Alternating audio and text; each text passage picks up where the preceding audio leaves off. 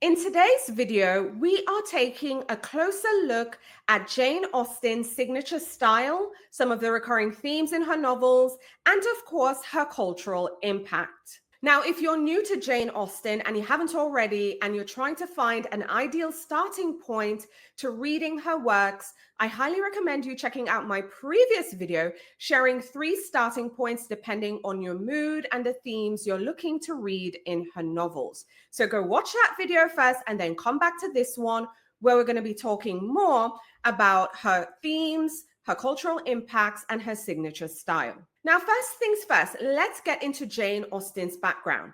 Now, Jane Austen is an 18th century writer whose keen observations on society, I think, still very much resonate today. Her novels are also very known for her witty portrayals of life amongst English folk of her time. And the thing I want most people to know is that her novels aren't just romances. They're very sharp social commentaries on class, gender, and just the intricate dance of social relationships. And I know you're probably thinking, well, that's 18th century stuff. I promise you, we are still kind of doing that dance in different ways today. Now, one of the key themes in Jane Austen's works is the theme of social class and the constraints of society. In Pride and Prejudice, for example, we see Elizabeth Bennet navigating a world where first impressions and family connections often dictate one's future. And of course, the subtle critiques of class and privilege are woven throughout her witty exchanges. Another recurring theme is love and marriage, but not in the simplistic fairy tale sense. I think Austen really challenges the notion of love as the sole answer by showing that, hey, marriage is as much a social contract as it is a romantic union. In Sense and Sensibility and Emma, we see in both how characters negotiate personal desire with societal expectations, revealing that true compatibility often lies beneath the surface of propriety. Austen also explores the struggles of female independence. I mean, in her characters like Elizabeth Bennet and Emma Woodhouse, we see these two often rebelling against the traditional roles that are forced upon them. And we see them really asserting their intelligence and their agency, even though they're operating and living in a really constrained world. And of course, there's also irony and satire that's ever present in Jane Austen's works. I love how Austen uses humor to expose the absurdities of her society at that time, which really makes her work both entertaining and thought-provoking at the same time. Now, I want us to talk about what truly sets Austen apart, and I think that is her narrative style. She really employs like this free, indirect discourse, which allows her to merge her characters' inner thoughts with kind of like a witty narration at the same time. Now, I think using this technique really gives readers, I feel, intimate access to her characters' struggles, right? But also their triumphs as well, without it feeling like super intrusive. You know what I mean? Her language, I think, is also elegant. It's also biting and sharp at times. We also get the irony. Her descriptions, I have to say, very vivid, but they're not overdone, because sometimes in some books and some authors, even though I love them, okay, it can be a bit overdone. Instead, I find that Austen really chooses her words carefully to kind of convey the tensions of society at the time. So, for example, Pride and Prejudice, very brisk banter, I feel. Or when you think of like Persuasion, it's a bit more introspective, you know? So, anyways, I think Austen's style is marked by precision, but also wit.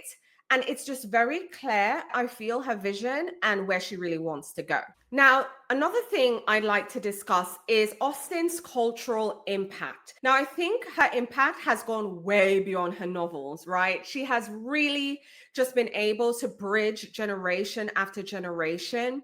And I think it's because of her ability to capture the nuances of social dynamics. Again, I know this was written in the 18th century. However, we're still very much dealing with different variations of similar things, just like she did back then. Of course, it has inspired countless adaptations, from films to TV series to modern retellings. I mean, there's so many authors who are retelling Austen's stories in new and exciting ways. And again, it goes back to the fact that I think Austen explores those universal themes like love, class, personal growth, and just all the things that are still relevant today as they were in her time. Now, another thing with Austen is that they have become the cornerstone of English literature.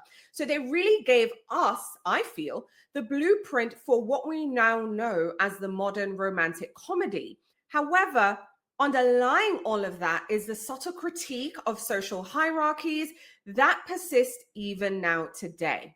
So I think Austen works just really challenge us to look beyond the surface of appearances and question the societal norms that are shaping our lives, which again is a main reason why her work remains timeless even today. But here's the thing, I would love to hear from you. There's several things I'd love to hear from you.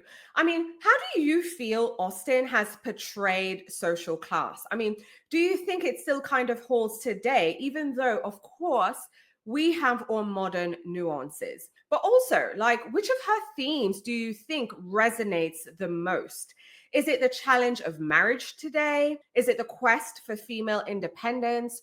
Or is it just the irony of everyday life? Like, do you think any of these themes resonate today? But also, what themes resonate with you the most? And also, finally, for those who have read her novels, I'm really curious, like, what moment, what line, what character, what has really stuck with you over the years? Again, I'd love to hear your thoughts, so drop them in the comments. Let's continue the conversation because we need to keep talking about why is it that Jane Austen's work continues to captivate new readers every day. So much so that we've had several iterations of her works being republished. There's always new editions being reprinted. We even have the controversial new Jane Austen editions, which I talked about. I'll include a link in the video's description and a card up here somewhere talking about those controversial cover designs. Again, it's clear Austen is here to stay, but I'd love to hear your thoughts, so share them in the comments. Now, in the next video, I will be ranking Jane Austen's novels. Don't come for me, okay? Don't come for me.